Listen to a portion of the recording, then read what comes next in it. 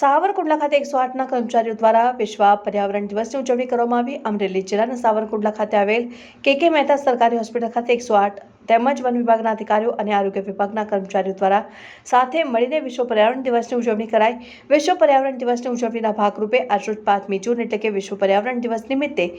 MRI green health services દ્વારા સંચાલિત 108 emergency સેવાના અને ખિલખિલાટના કર્મચારીઓ દ્વારા અને વન વિભાગ અને આરોગ્ય વિભાગના અધિકારીઓ અને કર્મચારીઓ દ્વારા સાવરકુંડલા ખાતે વૃક્ષારોપણ કરાવ, જે મારેફો શ્રી પ્રતાપ ચાંદુ સાહેબ, forest officer Shri Ladva madam Makwana સાહેબ તથા અમરેલી 108ના જિલ્લા અધિકારી અમાનત અલી નકવી